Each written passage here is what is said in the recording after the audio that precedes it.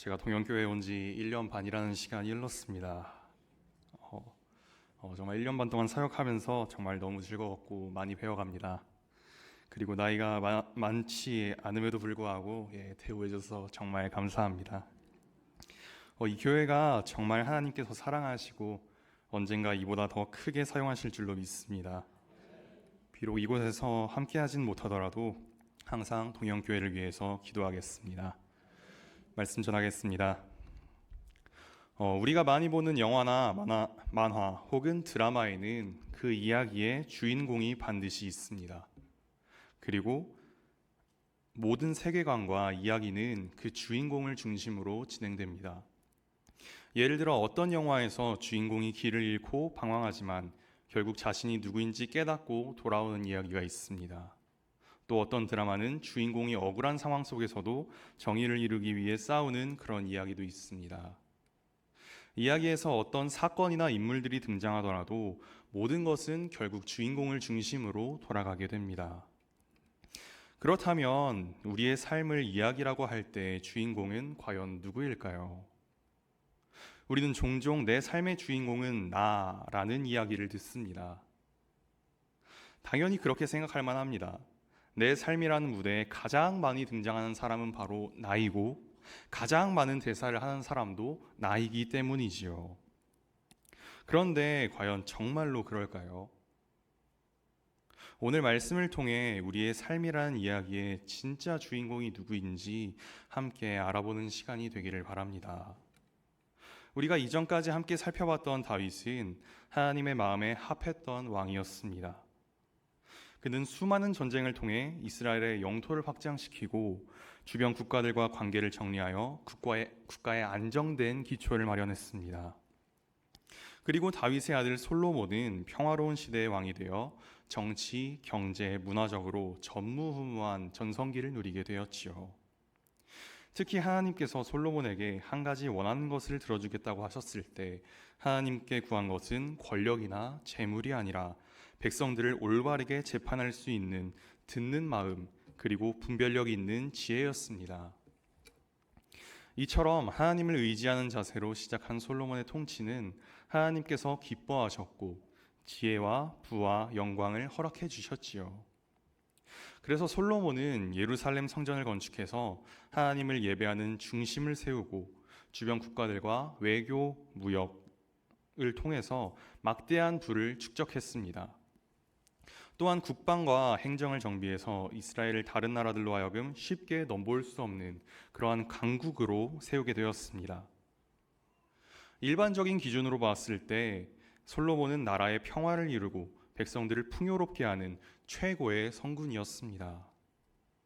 하지만 솔로몬이 통치 말기로 들어서면서 정차 하나님과 관계가 멀어지게 됩니다.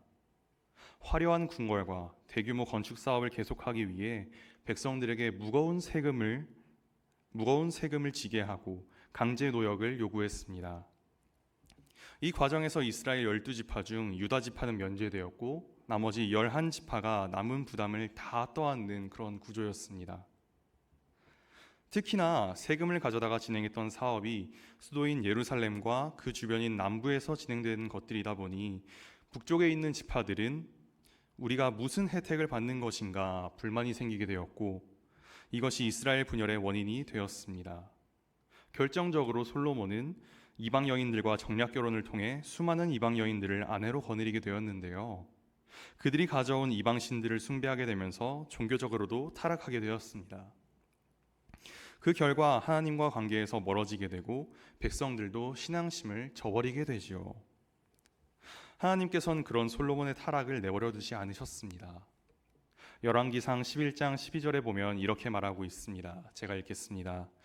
여호와께서 솔로몬에게 말씀하시되 내게 이러한 일이 있었고 또 내가 내 언약과 내가 내게 명령한 법도를 지키지 아니하였으니 내가 반드시 이 나라를 내게서 빼앗아 내 신하에게 주리라. 내가 내 언약과 내 법도를 지키지 않았으니 내 아들의 시대에 나라를 찢어서 다른 사람들에게 주겠다고 말합니다. 그래서 솔로몬의 아들 르호보암이 왕이 되었을 때 북쪽 지파들은 여로보암을 중심으로 분리되어 북이스라엘을 세우게 됩니다. 이렇게 이스라엘은 북이스라엘과 남유다로 나뉘게 되었습니다. 이렇게 갈라진 이스라엘과 유다는 어떻게 살았을까요? 먼저 북왕국 이스라엘 먼저 보자면 여로보암 이후 하나님을 떠난 우상 숭배의 길을 계속해서 걷습니다. 북이스라엘이 지어졌을 때부터 멸망할 때까지 총 19명의 왕들이 있었지만 하나님을 기쁘게 했던 왕은 단 한 명도 없었습니다. 결국 북이스라엘은 아수르에게 멸망당하고 많은 백성들이 이방 땅으로 끌려가게 됩니다. 남쪽 유다 역시도 상황은 크게 다르지 않았습니다. 다윗의 후손들이 왕위를 이어갔지만 대부분 왕들이 하나님 앞에 정직하지 못했습니다. 히스기야, 요시야 등 몇몇 왕들이 종교개혁들을 시도했지만 우상숭배와 타락이라는 이 큰 흐름에서는 벗어나지 못했습니다. 남유다 역시도 바벨론의 느부갓네살 왕에 의해 멸망당하고 유다 백성들은 약 70년간 포로 생활을 시작하게 됩니다. 하지만 하나님께서는 그 포로 생활 가운데에도 그들을 버려두시지 않으셨습니다. 페르시아의 고레스 왕을 통해 바벨론을 멸망시키셨고 유대인들의 귀환을 허락하는 칙령을 반포하도록 하셔서 유대인들이 원래 살던 땅으로 귀환하도록 하셨습니다. 다시 오늘 말씀으로 돌아와서 그렇다면 포로기 시대를 끝나고 돌아온 유대인들은 어떠한 삶을 살고 있었을까요? 우리 함께 오늘 말씀 2절부터 4절까지 같이 읽도록 하겠습니다. 시작. 만군의 여호와가 이같이 말하여 이르노라. 이 백성이 말하기를 여호와의 전을 건축할 시기가 이르지 아니하였다 하느니라. 여호와의 말씀이 선지자 학개에게 임하여 이르시되 이 성전이 황폐하였거늘 너희가 이때에 판벽한 집에 거주하는 것이 옳으냐. 아멘. 우리 삶에 없어서는 안 되는 기본적인 요소가 있습니다. 바로 입는 것과 먹는 것, 그리고 우리가 살아야 할 집입니다. 이것들을 통틀어 우리는 의식주라고 부르지요. 사람이 살아가기 위해서 이 세 가지는 반드시 필요한 요소입니다. 이스라엘 백성들 또한 마찬가지였습니다. 약 70년간 바벨론의 포로 생활을 마치고 고향 땅 예루살렘에 다시 정착해야 했습니다. 그런데 그들이 돌아와서 본 고향 땅은 아주 황폐한 상태였습니다. 열왕기하 25장 9절과 10절에는 이렇게 나와 있습니다. 여호와의 성전과 왕궁을 불사르고 예루살렘의 모든 집을 귀인의 집까지 불살랐으며 시위대장에게 속한 갈대아 온 군대가 예루살렘 주위의 성벽을 헐었으며 라고 되어 있습니다. 바벨론의 느부갓네살 왕이 유다에 쳐들어왔을 때 예루살렘의 성전과 왕궁 그리고 모든 집과 성벽들을 불태우고 헐어버렸습니다. 거기서 멈추지 않고 엘리트 계층인 왕족과 귀족, 기술자, 지식인들을 모두 포로로 잡아가고 유다 땅에 남아있던 사람들은 가난하고 힘없는 약자들 뿐이었습니다. 이들이 무너진 집이나 성벽을 다시 짓거나 농사를 짓거나 그럴 수도 없었을 것이고 당연히 그 결과 이스라엘 땅은 황폐화되었습니다. 황폐해진 고향에 돌아온 백성들이 해야 할 일이 무엇이겠습니까? 이들은 바로 자신들이 살 집부터 짓기 시작했습니다. 지붕을 덮고 내부를 단장하고 심지어 화려하게 치장했습니다. 그런데 하나님의 성전 재건은 뒤로 미뤄둔 채 말이지요. 그들은 아직 여호와의 전을 건축할 시기가 아니라고 이야기했습니다. 겉으로 보기에는 매우 그럴듯해 보이는 변명입니다. 포로에서 해방됐기 때문에 정치적 지도자가 없으니까 정치적으로도 안정이 안 되었고 경제 사정 또한 좋지 않겠지요. 아직 상황이 정리되지 않았다는 이유를 대며 성전 건축을 뒷일로 미룬 것입니다. 하지만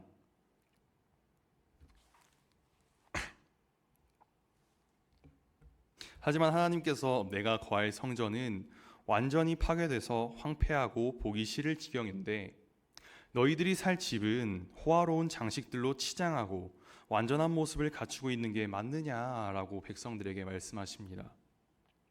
그래서 5절에서 하나님은 너희의 행위를 살펴보라 라고 말씀을 하십니다.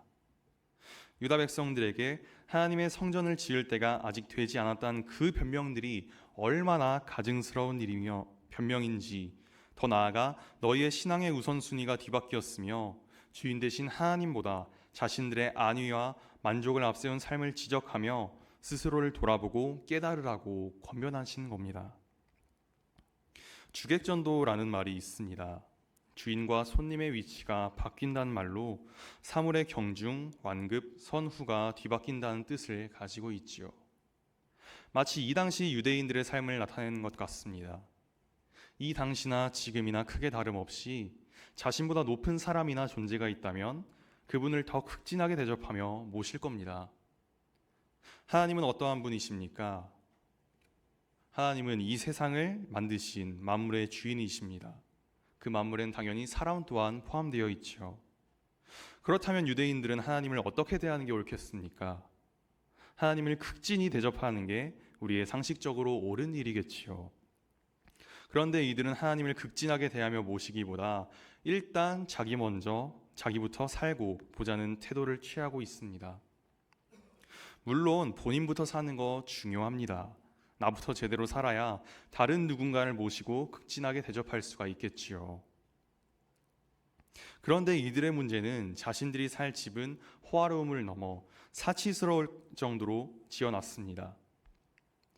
자신들이 경제적으로 어려운 상황도 아니거니와 주변의 정치적 여건 때문에 하나님의 성전을 짓지 않은 것이 아니라 우선순위가 하나님이 아닌 눈앞에 있는 현실과 그리고 자신들의 안정에 치우쳐 있는 것입니다. 그렇다면 자신들의 현실과 안정을 추구하던 이스라엘 백성들은 잘 살았을까요? 그렇지 않았습니다. 오늘 본문 6절에는 이렇게 나와 있습니다. 너희가 많이 뿌릴지라도 수확이 적으며 먹을지라도 배부르지 못하며 마실지라도 흡족하지 못하며 입어도 따뜻하지 못하며 일꾼이 삭슬받아도 그것을 구멍 뚫어진 전대에 넣음이 되느니라. 포로에서 돌아와 더 부유한 삶, 더 편한 삶을 살기 위해 씨앗을 많이 뿌렸음에도 불구하고 거두는 것들은 적었고 많이 먹어도 배부르지 않았고 많이 마셔도 갈증은 해소되지 않았으며 옷을 아무리 껴입어도 따뜻하지 않았습니다. 뿐만 아니라 열심히 일해서 품삯을 받더라도 모이지가 않았습니다. 그럼에도 그들은 깨닫지 못하고 있던 것이지요. 그런 이스라엘 백성들에게 9절에서 하나님은 이렇게 말씀하십니다. 함께 읽겠습니다. 너희가 많은 것을 바랐으나 도리어 적었고 너희가 그것을 집으로 가져갔으나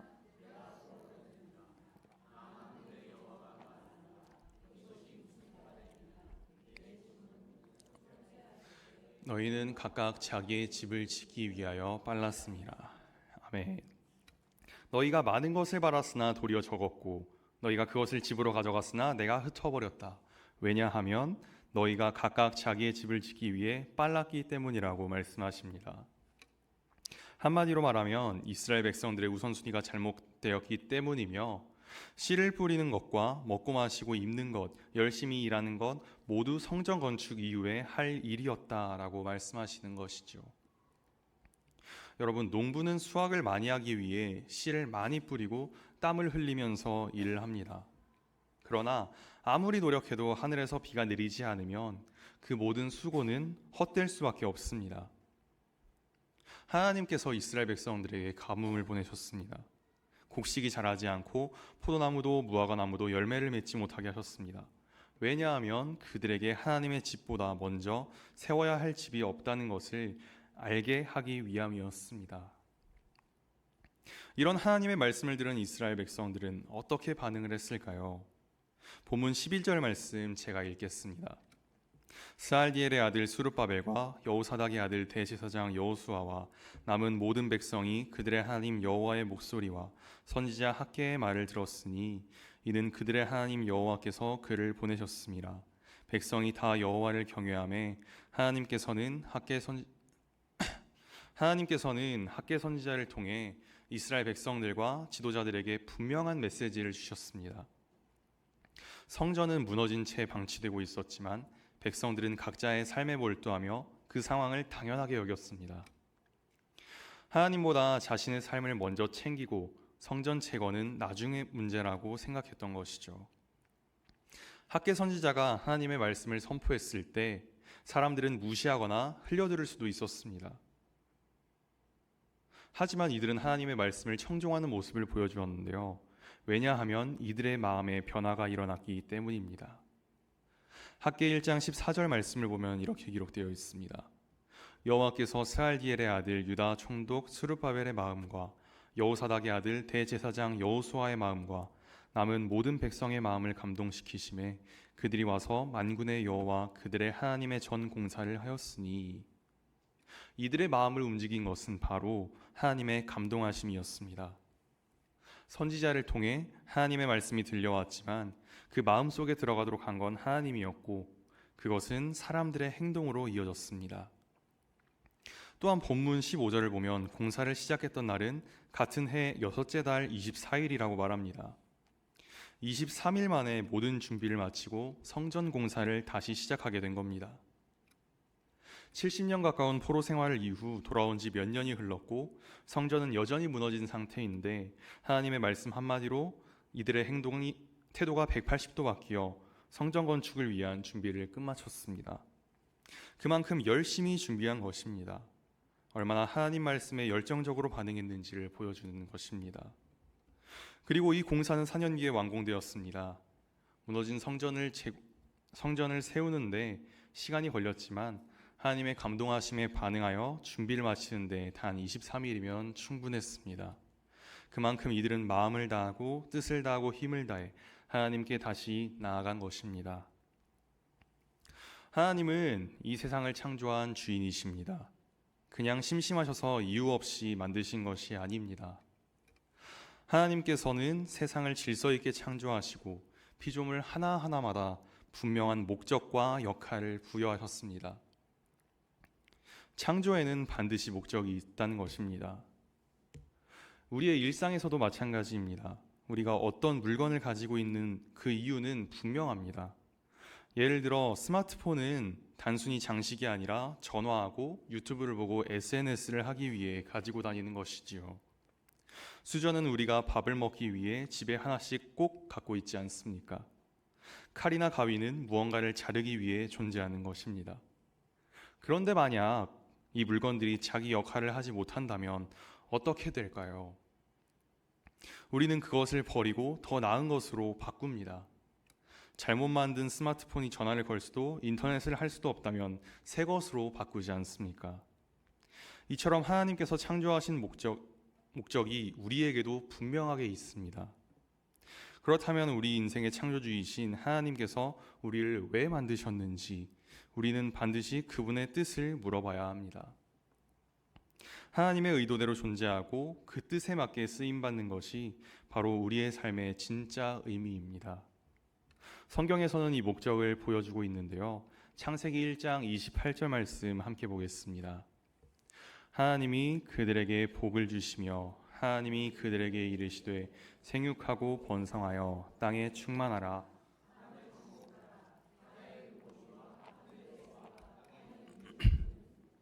문을 다스리게 하시니라.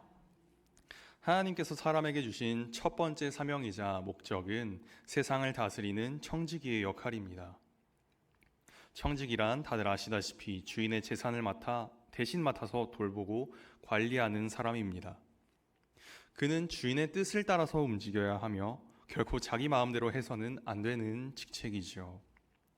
그런데 청지기가 주인의 재산을 자기 마음대로 사용한다면 어떻게 될까요?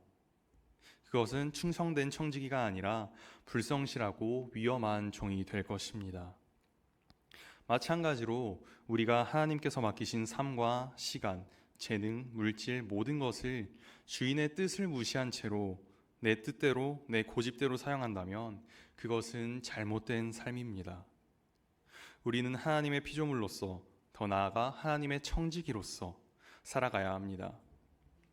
우리의 삶의 중심이 내가 되는 것이 아니라 하나님이 중심이 되어야 합니다. 모든 계획과 판단의 기준이 내 뜻이 아니라 하나님의 뜻이 되어야 하는 것입니다. 여기에 부합하는 대표적인 인물로 다윗이 있습니다. 우리가 2주 전까지 살펴봤던 다윗의 이야기를 기억하시는지 모르겠습니다.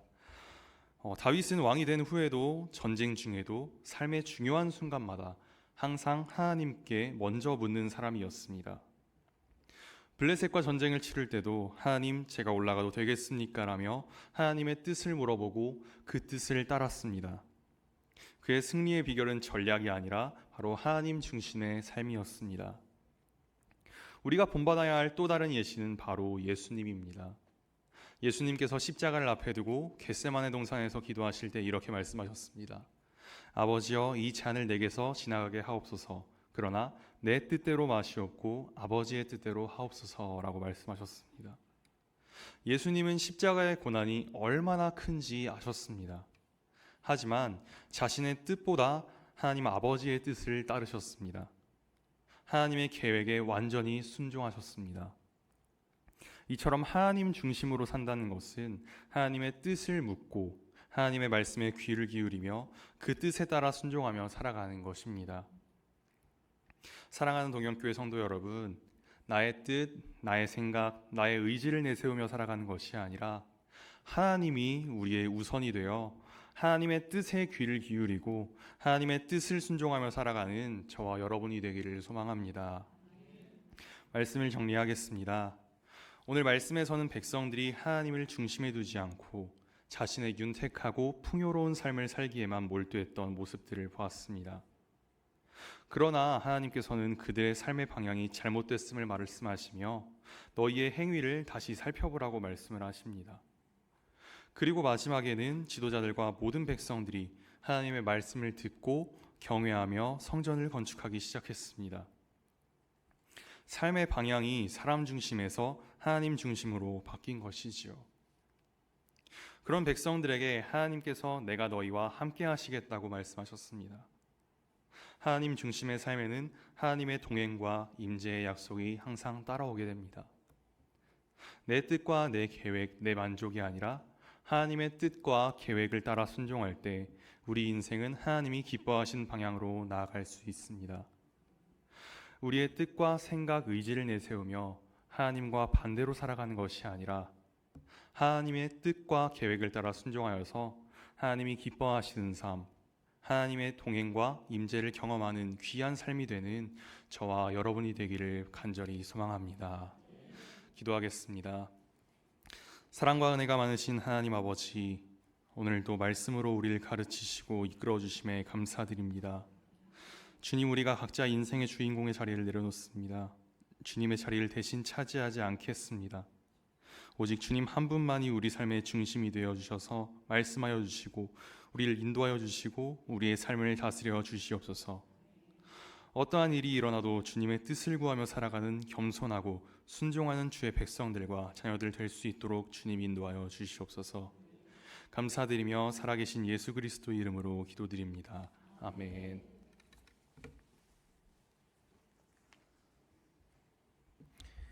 교회 소식 전해드리겠습니다.